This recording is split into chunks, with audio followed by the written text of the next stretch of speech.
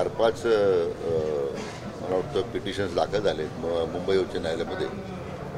त्याच्यामुळे त्या न्याय प्रक्रियेमध्ये न्यायालयामध्ये प्रक्रिया सुरू असताना त्याच्यावर वक्तव्य करणं उचित नाही. एकीकडे तुम्ही म्हणताय की आरक्षणाला ओबीसींच्या धक्का लागलेला नाही, मराठ्याला समाजाला धक्का न लागता आरक्षण दिलेलं आहे. त्यांचं म्हणणं आहे की आमचं आरक्षण केलं म्हणून त्याच्यावर भाष्य करण्यापेक्षा आता त्यांनी जे काही मान्य उच्च न्यायालयामध्ये काही लोकांनी दावे दाखल केलेले आहे त्याच्यामध्ये अतिशय भूमिका सरकारची त्या निमित्तानं किंवा जी काही भूमिका मांडली जाणार आहे. आणि पहिल्या दिवसापासून म्हणजे हे आरक्षणाचा किंवा हा तुमचा जरंगे पाटलांच्या आंदोलनाच्या पूर्वीसुद्धा सरकारचीच भूमिका होती की कोणत्याही परिस्थितीमध्ये ओबीसीच्या आरक्षणात धक्का लागणार नाही. ते त्यावेळी तीच भूमिका होती आणि सरकारची आज तीच भूमिका आहे.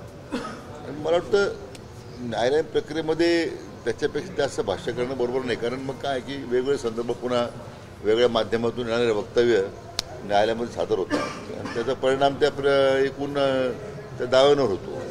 असं की मंत्री एखाद्या मंत्र्याने अशा प्रकारच्या आंदोलनामध्ये सहभागी होऊ नये अशा प्रकारचा सूर येतोय. त्याबद्दल एक तुमचे सहकारी मंत्री म्हणून तुमची काय अपेक्षा आहे आणि तुम्ही काय सल्ला द्या? यासाठी ते ज्येष्ठ नेते आहेत, त्यांना मी काय सल्ला देणार. लोकांचं म्हणणं आहे की मंत्रिपदाचा शिवाजीराव 27 प्रमाणपत्रे मिळालेली आहेत हैदराबाद गॅझेटेडच्या आधारावर आणि सरसकट मिळणार आहे. ही दिशाभूल आहे असा नाही मला वाटतं. म्हणून म्हटलं मी त्याच्यावर भाष्य करण्यापेक्षा जी काही भूमिका मांडायची आहे किंवा त्या बाबतीमध्ये जी कार्यवाही सुरू आहे त्या मी न्यायालयात पण मांडू. परंतु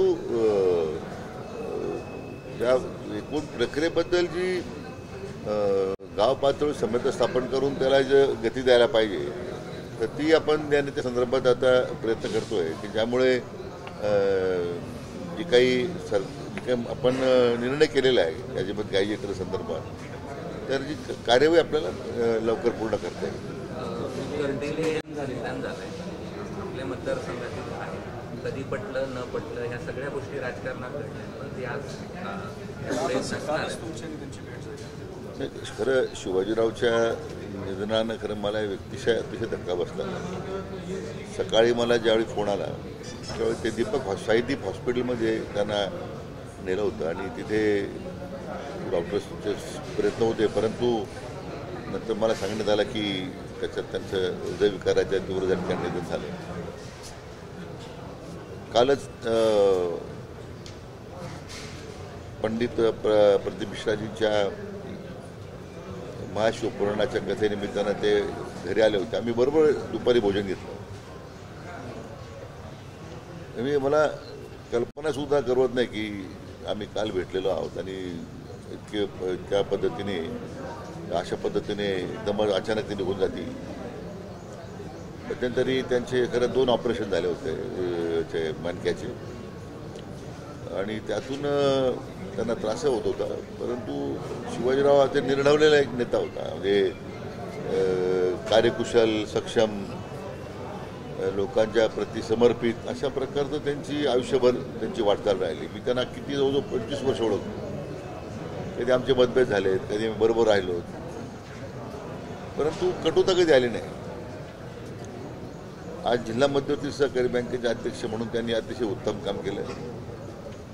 जे निर्णय सरकारला विपरीत नव्हते शेतकऱ्यांच्या प्रती ते जे आपल्या अहमदनगर जिल्हा मध्यवर्ती बँकेने घेतले आणि एक लोकाभिमुख त्या बँकेचं स्वरूप त्यांच्या काळामध्ये त्यांनी आणण्याचा प्रयत्न केला.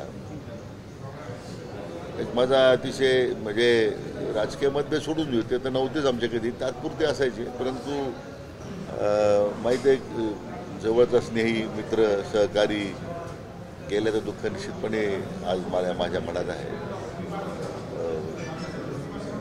आता त्यांच्या दुःखात निधनानं त्या कुटुंबियाने दुःखाचा त्या ठिकाणी त्यांनी संकट आलेलं आहे. तर त्यातून सावरण्यासाठी परमेश्वरानं त्यांना सिद्धी द्यावी आणि शिवाजीरावांना मी भावपूर्ण आदरांजली अर्पण करतो. मला